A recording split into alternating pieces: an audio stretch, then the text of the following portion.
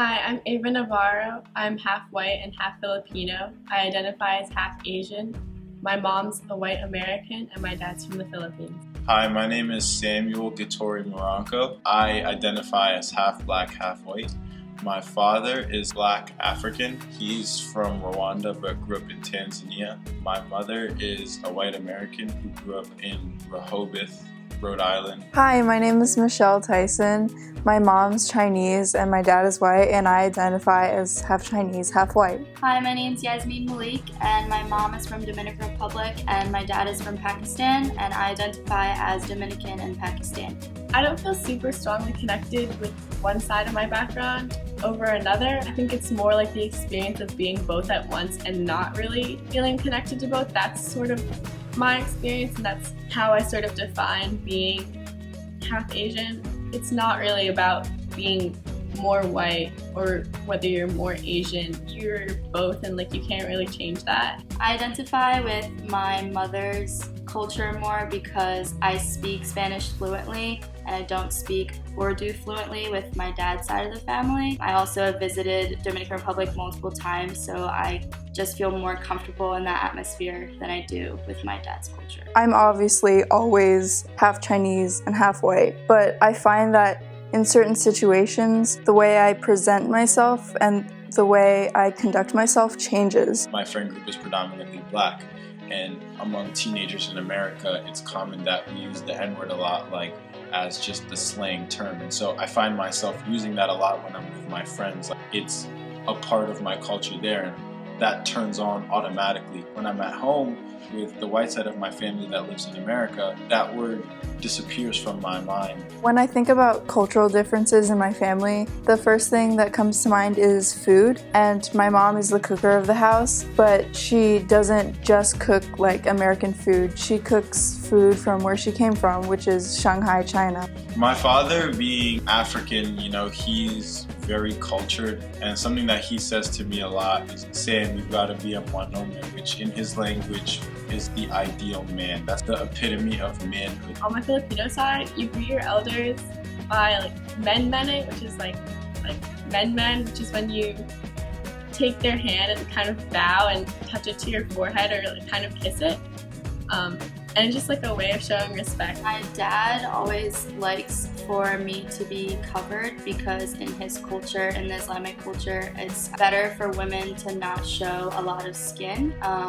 Rather, my mom, she actually doesn't really care what I wear. My sister looks a little bit whiter than me. She's pretty pale and has a lot of freckles, where I'm a little bit tanner, I guess.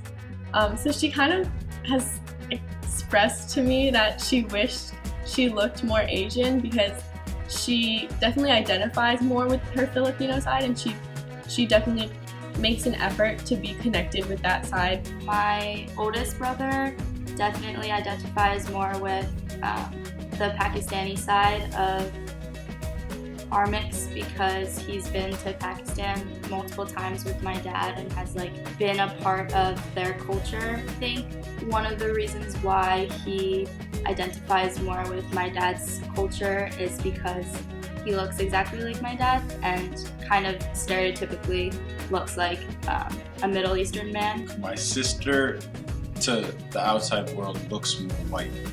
Her skin is lighter than mine, but she has really curly hair, so people kind of assume that she's mixed. People are Sam, nobody cares that you're half white, you look black. If a cop is approaching you, they're not going to be oh, he's half white. They consider me to be a black person. We have different experiences when it comes to our multiculturalism because of how we look and because of what crowds we have attracted. A question that's really central to the mixed race experience is, what are you? Which is not an inherently offensive question. I just get it a lot. It's not offensive to me. It's just an interesting experience that I feel that people with one race don't really experience. I actually really like it when people ask me where I'm from because I'm really proud of the mix that I am, and people are always very surprised and happy to know that my parents from two completely opposite places met and made children and made me. Where I'm from is more the experiences, the things I've been a part of, less what's my nationality, my race. I hope that people, instead of like asking me what I am, get to know like what my experience is and like how it's affected me more than just what I am and what I look like to you. Because I feel like that's often where this question stems from, like what are you? It's not because I act a certain way, it's because I look a certain way. I used to not really like talking about my identity and what made me me, but I think it's really important for people who are of mixed race to be proud of what makes them them and be proud of who they are. Because for me, being half Dominican and half Pakistani is really cool and is a really big part of my life.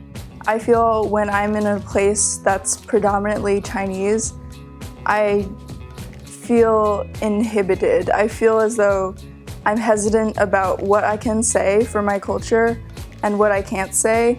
Once you start to realize things like that you're acting different in those different situations, it's kind of weird to think about because you'd like to think you're one person, you know what I'm saying, and I'm gonna be who I am regardless of who's around me. During family events, whenever my mom is at the dinner table, she'll be received as less humorous. She'll often get like interrupted mid-sentence. She'll often get like talked over as if her opinions aren't as knowledgeable as the people in my dad's side of the family are. I feel like she's sort of subconsciously treated as an outcast, even though I know it's not intentional. When I was in middle school, all the kids would always be like, oh, she's Indian, she's Indian, she's Indian, and I'd always get really annoyed because I'm in fact not Indian, and I'm half Pakistani and half Dominican, and putting that label on me and generalization of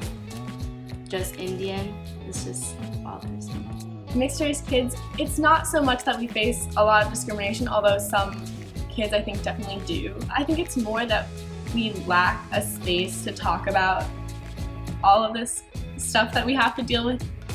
I think that we need to see more depictions of mixed race people in like everyday situations. I would like to see teachers and curriculums and standardized testing and the media move towards that awareness of what being multicultural is, and then identify that as a thing and give us our own voice to speak. You really notice it when you're like taking the SAT and they're like, well, what are you? And then you just see white, black, like I guess they try to do African American, Asian. And I always get annoyed when I have to put I prefer not to answer or other because they don't have the option for me to put what I actually am.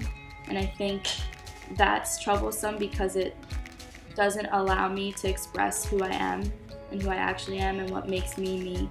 If given the chance to better explain my identity, I would say, hi, my name is Yasmin Marina Malik, but people call me Yaz.